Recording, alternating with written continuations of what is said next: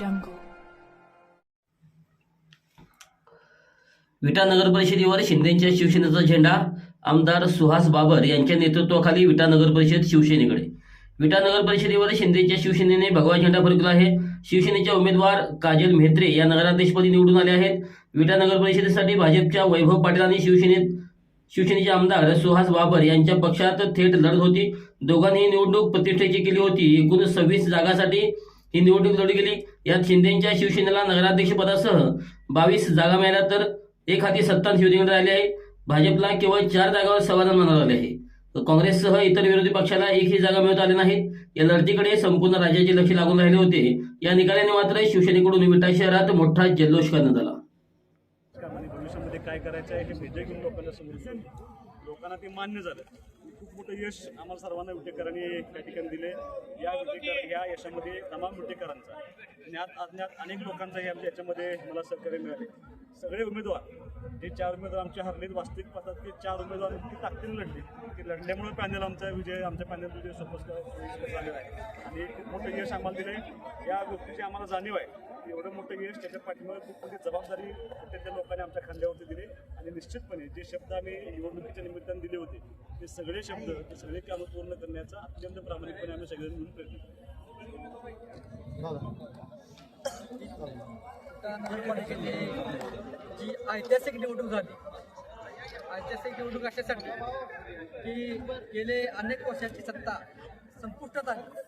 संपुष्टात येत असताना लोकांनी संपुष्टात आणत असताना विकासाचं विजन ज्यांनी मांडलं त्यांच्याकडे सत्ता दिली आणि लोकांनी विकास कोण करू शकतं याचा विचार करून आम्हाला सत्ता दिलेली आहे.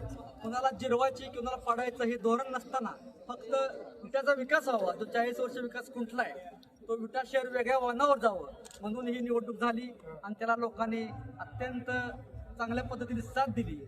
त्याच लोकांच्या विश्वासाला कधी तड न जाता जे लोकांना आम्ही शब्द दिलाय ते शब्द प्रमाण मानून काम करू आणि जनतेचे आभार मानू. ऐतिहासिक विजय होतो. या पद्धतीचा विजय आपल्याला अपेक्षित होतं का? नक्कीच होता.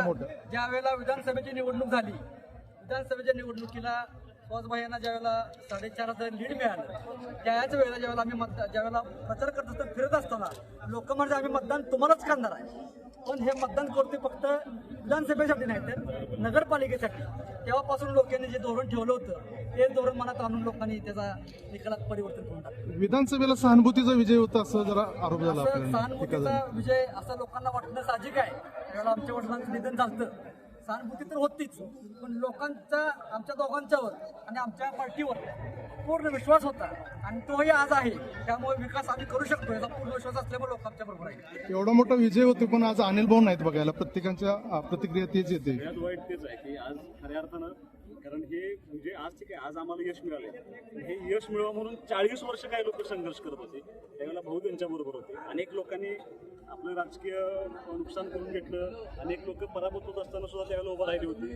त्या सगळ्या लोकांचं त्याग खऱ्या अर्थानं हे या रूपामध्ये आज आम्हाला बघायला मिळते आणि आज सगळ्यांची भावना अशी की आज अनिल भाऊ बघायला असायला पाहिजे. आजचा विजय खऱ्या अर्थाने श्रेय कोणाला देता विजयाचं? अख्खं श्रेय भेटलं तमाम जनतेला.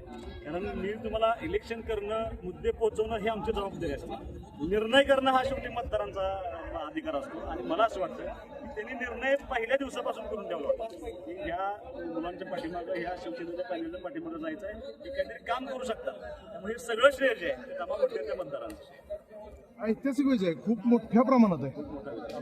अनपेक्षित विजय. अनपेक्षित म्हणजे तुम्हाला असं वाटतंय पण मी ज्यावेळेला प्रचार करत होतो त्यावेळेला मला असं वाटतं की मी खूप म्हणजे जवळपास 10-12 हजार घरामध्ये मी जाऊन भेटून आलो होतो.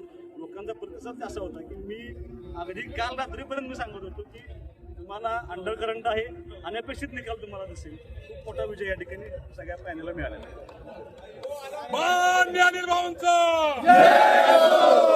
आमदार सुहास भैयांचा किंगमेकर अमोल दादांचा. एक फोटो जरा फोटो